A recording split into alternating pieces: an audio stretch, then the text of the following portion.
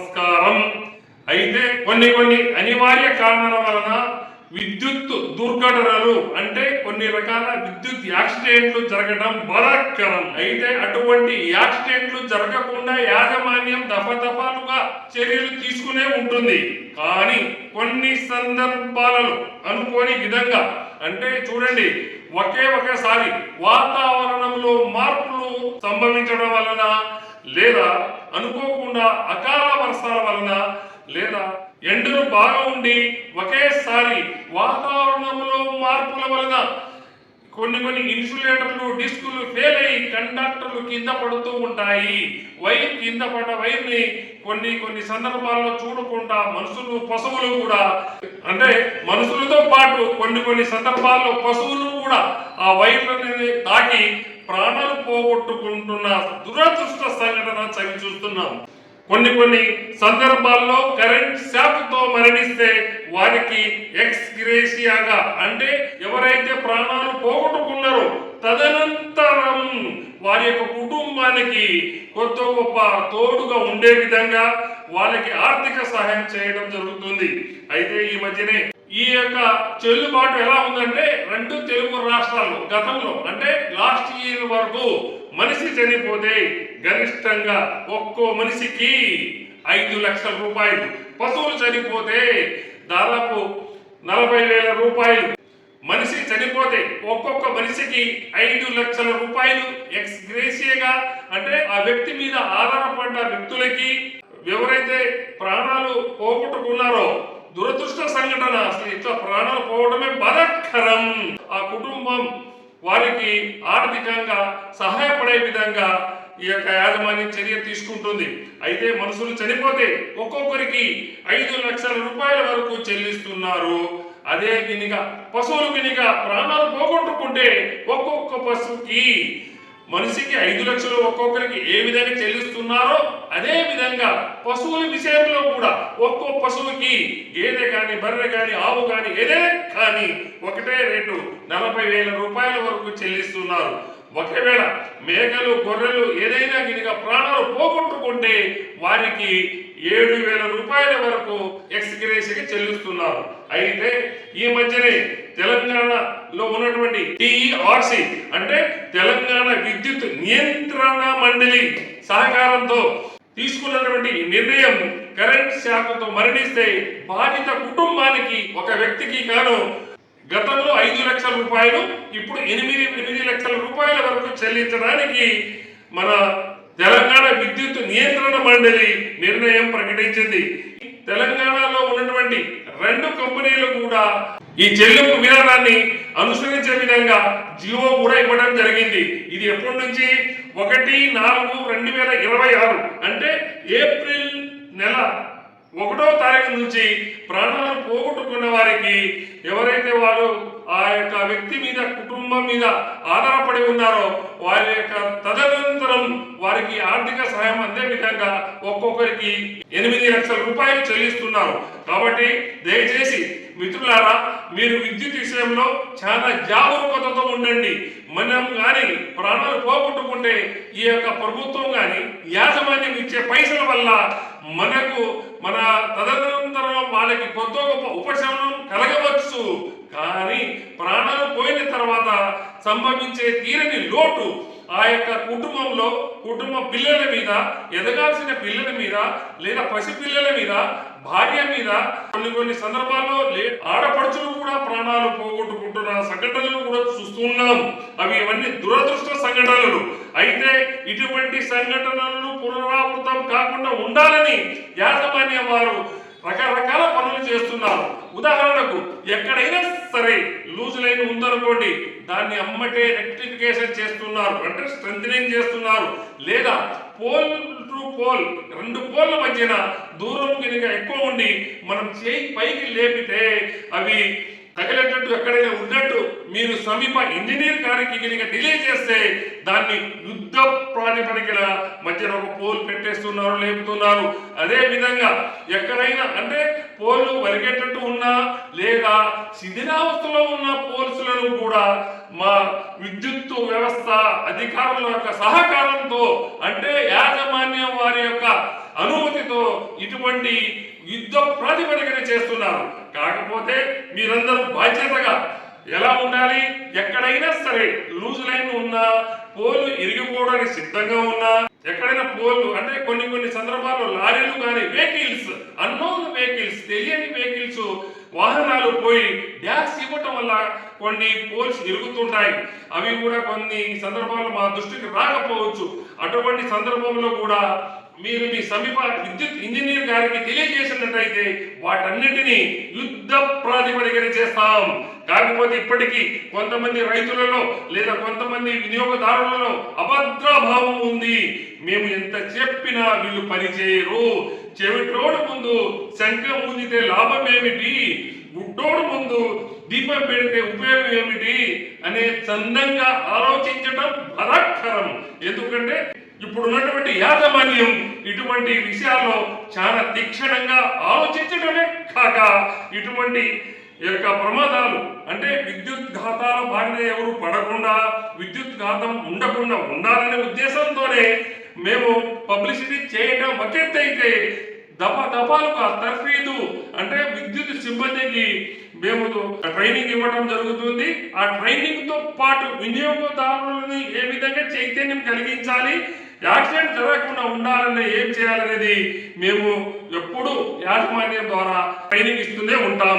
విద్యుత్ ప్రమాదాలను నివారించడానికి తడి చేతులతో స్విచ్ లేదా స్విచ్ బోర్డుని ముట్టుకోకూడదు. నాణ్యమైన విద్యుత్ పరికరాలను మాత్రమే ఉపయోగించండి మీ ఇంట్లో. మరియు లూజ్ కనెక్షన్స్, ఇళ్లలో ఎక్కడైనా సరే లూజ్ కనెక్షన్ ఏమాత్రం ఉన్నా లోడ్ పెరిగేటప్పుడు అక్కడ స్పార్కింగ్ వచ్చి మళ్ళీ షార్ట్ సర్క్యూట్ అయ్యే ప్రమాదం ఉంది.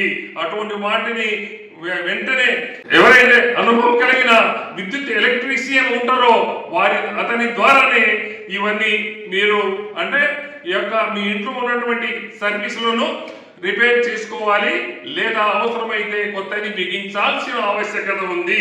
ఇంతకుముందు చెప్పినట్టు ఎటువంటి ఎమర్జెన్సీ పరిస్థితి వచ్చినా కూడా తెలియక చదువు రాని వారు కానీ చదువు ఉన్నవారు కానీ మీరు ఇప్పుడు నేను చెప్పబోయే విషయాలు అందరికీ తెలిసే విధంగా చేయాలని ఆశిస్తున్నాను. తడి చేతులతో విద్యుత్ పరికరాలను ముట్టుకోవద్దు. అంటే లేదా తడిగా ఉన్నప్పుడు ఏ విధమైన ఎలక్ట్రికల్ బోర్డులను, వైర్లను లేదా స్విచ్లను తాకవద్దని మీరు మీతో పాటు అందరికీ తెలిసే విధంగా చేయగలరు. ఒకే సాకెట్ పై భారం వేయవద్దు. ఎందుకంటే ఇప్పుడు అంత విద్యుత్ వినియోగం పెరుగుతున్న కొద్దీ ఒకటే ప్లగ్ ఉంటుంది, దాని మీద ఒకటి సాకెట్ పెడతారు, దాని మీద 2-3 రకాలుగా ఫ్యాన్ దాని మీదనే, ఐరన్ దాని మీదనే, హీటర్ దాని మీదనే, చివరికి మీ సెల్ ఫోన్ ఛార్జ్ కూడా దాని మీదనే. అలా వాడవద్దండి. ఎందుకంటే వాషింగ్ మిషన్, హీటర్, ఓవెన్ వంటి ఎక్కువ పవర్ తీసుకునే వస్తువులు ఒకే మల్టీ ప్లగ్ లేదా సాకెట్ లో వాడకూడదనే నియమాన్ని అందరికీ తెలిసే విధంగా చేయగలరు. పిల్లల భద్రత ఆలోచించండి. ఇంట్లో చిన్న పిల్లలు ఉంటే సాకెట్ల రంధ్రాలలో వేళ్ళు లేదా కొంతమంది పిల్లలు పెన్సిల్, పుల్లలు అట్లా పెడుతూ ఉంటారు. అటువంటి పెట్టకుండా తగిన జాగ్రత్తలు తల్లిదండ్రులు తీసుకోవాలి. సరైన మరమ్మతు, మీ ఇంట్లో ఏదైనా ఒక చిన్న విద్యుత్ పరికరం పాడైపోయిన లేదా తెగిపోయిన వైర్లను, టేబుల్ను చుట్టి వాడటం మంచిది కాదు. వాటిని పూర్తిగా మార్చివేసి కొత్తది పెట్టడం ఎంతో శ్రేయస్కరం. కరెంట్ స్తంభాలకు ఎప్పుడు దూరంగా ఉండండి. కొన్ని సందర్భాల్లో వర్షం వస్తున్నప్పుడు కొంతమంది విద్యుత్ స్తంభాలకు దగ్గరగా రావడం, అది అట్లాంటి చేయకండి. అటువంటి సందర్భాల్లో ఎర్తింగ్ కూడా రావచ్చు, యాక్సిడెంట్ అంటే విద్యుత్ ఘాతం కూడా ఏర్పడే అవకాశం ఉంది. కాబట్టి ఎప్పుడైనా సరే విద్యుత్ స్తంభాలకు అంటే ముఖ్యంగా ఉరుములు, వర్షాలు పడే సమయంలో కరెంట్ స్తంభాల దగ్గర కానీ, ట్రాన్స్ఫార్మర్ల దగ్గర కానీ మరియు స్టే వైర్ల దగ్గర కానీ ఉండకూడదు. వాటిని తాకవద్దు. ఇది మాత్రం గట్టి నియమం. అందరికీ తెలిసే విధంగా చేయండి మిత్రులారా.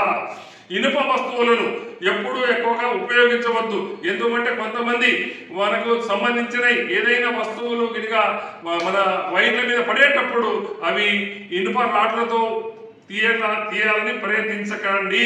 అవి కంప్లీట్ గా పొడి కర్రలు కానీ లేదా విద్యుత్ ప్రసారం కానీ పరికరాల ద్వారా మాత్రమే మీరు తొలగించే ప్రయత్నం చేయండి. అదే విధంగా ఇనుప వస్తువుల విషయంలో మాత్రం మనం చెప్పుకున్నట్టు అంటే ఇనుప కూలర్లు లేదా తడిసిన ఇనుప స్తంభాలను ఎట్టి పరిస్థితుల్లో ముట్టుకోకుండా ఉండండి. లైన్ కింద ఎట్టి పరిస్థితుల్లో నిలబడవద్దు.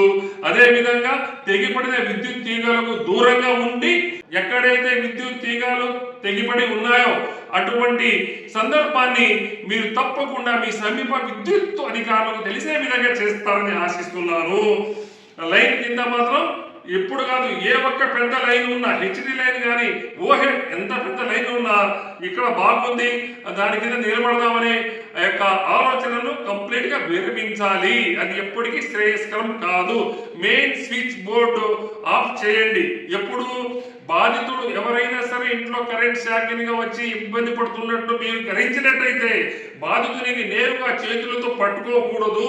మొదట ఇంట్లోని మెయిన్ స్విచ్ ని ఆపేస్తే విద్యుత్ ప్రవాహం అక్కడ ఆగిపోయి తర్వాత ఈజీగా మనం ఆ వ్యక్తుల్ని మనం రక్షించినట్టు అవుతుంది. తర్వాత ముట్టుకోవచ్చు. అయితే కర్రలతో తోసివేయాలి. ఎక్కడైనా సరే మెయిన్ స్విచ్ అందుబాటులో లేకపోతే ప్లాస్టిక్ లేదా పొడి చెక్క కర్ర సహకారంతో ఆ బాధితుడిని కరెంట్ తీగ నుండి దూరంగా నెట్టే ప్రయత్నం చేయాలి, నెట్టాలి. వైద్య సహాయం గురించి కూడా ఆలోచించాలి. బాధితుడికి శ్వాసను గమనించి ఆలస్యం చేయకుండా 1912కి లేదా ఆసుపత్రికి ఫోన్ చేసి వెంటనే ఆసుపత్రిలో కనుక మనం చేర్పించినట్లయితే వ్యక్తిని కాపాడే వారిగా మనం మిగిలిపోతాము. మీరు మీ ఇంటి వైరింగ్ లేదా గృహోపకరణాల భద్రత గురించి ఇంకా ఏదైనా సమాచారం కావాలంటే దయచేసి మా విద్యుత్ సిబ్బందికి మీరు సంప్రదించినట్లయితే తప్పకుండా మీకు సలహాలు సూచనలు ఇవ్వడమే కాకుండా మీకు సహకరిస్తారని ఇందు మూలంగా తెలియజేస్తున్నాను. అయితే మిత్రులారా, ఏది ఏమైనప్పటికీ నేను మీకు ఒకటి హామీ ఇస్తున్నాను. ఎక్కడైనా సరే ప్రమాదకరంగా ఉన్నటువంటి విద్యుత్ లైన్ల విషయంలో, లూజ్ లైన్ల విషయంలో, శిథిలావస్థలో ఉన్న పోల్స్ విషయంలో మీరు దయచేసి మీ సమీప విద్యుత్ ఇంజనీర్ కి వాట్సాప్ ద్వారా అంటే ముందు ఫోటో తీయండి, ఇంకో ఇట్లా ప్రమాదకరంగా ఉందని మీరు మీ సమీప ఇంజనీర్ గారికి తెలియజేసినట్లయితే తప్పకుండా వారు స్పందిస్తారు, రెక్టిఫై చేస్తారు. ఒకవేళ ఏఈ అంటే మండల స్థాయి అంటే క్షేత్రస్థాయిలో ఉన్నటువంటి ఇంజనీర్ మీ మాట వినకపోతే అమ్మటే అసిస్టెంట్ డివిజనల్ ఇంజనీర్ దృష్టికి తీసుకువెళ్ళండి. తర్వాత డివిజనల్ ఇంజనీర్ గారి దృష్టికి తీసుకోండి. అప్పటికి సమస్య పరిష్కారం కాకపోతే మీ పవర్ పరస్పరావు దృష్టికి తీసుకురండి. 100% మీ సమస్యని నా సమస్య ఆ యొక్క సమస్య పరిష్కారం మీద నేను సహకరిస్తానని పవర్ కోటేశ్వరరావు మీకు తెలియజేస్తున్నాను. కాకపోతే మిత్రులారా, ఇప్పుడు మీకు చెప్పబడినట్లు మన యొక్క విద్యుత్ సంస్థ వారు లేదా మన తెలంగాణ ఎలక్ట్రిసిటీ రెగ్యులేటరీ కమిషన్ సహకారంతో ఎక్స్ గ్రేషియా పెంచుతున్న విషయాన్ని మీకు అందరికీ తెలియజేయాలని ఉద్దేశంతో ఈ వీడియో. అయితే నా అభిమతం, నా ఆశ, భాష, యాస మనం ఎక్స్ గ్రేషియా తీసుకోవాలని కాదు. ఆ ఎక్స్ గ్రేషియా తీసుకొని మనం ఏదో లాభపడతామని కాదు. కాకపోతే ఈ ప్రమాద నివారణ గురించి మీకు అందరికీ తెలియజేయాలి. భవిష్యత్తులో ఇటువంటి సంఘటనలు పునరావృతం కాకుండా ఉండాలంటే కేవలం యాజమాన్యమే కాదు, ప్రతి ఒక్క విద్యుత్ వినియోగదారుడితో పాటు చదువుకున్న మేధావులతో పాటు సోషల్ మీడియాలో కూడా ఎక్కువగా ప్రచారం జరిగి ఈ యొక్క ప్రమాదాలు జరగకుండా చర్యలు తీసుకుంటున్న యాజమాన్యానికి అభినందించాలి. మరియు ప్రమాదం జరిగే ఎక్కడెక్కడ సంఘటనలు ఉన్నాయో, ఎటువంటి సందర్భాల్లో జరిగే అవకాశం ఉందో ముందుగా మీరు కూడా పసిగట్టి మా విద్యుత్ అధికారులకు తెలియజేసినట్టయితే తప్పకుండా వాటిని సరిచేసే ప్రయత్నం చేస్తారని తెలియజేస్తూ ముగిస్తున్నాను. అందరికీ మరొక్కసారి విద్యుత్ సంస్థ ఉద్యోగిగా నమస్కరిస్తున్నాను.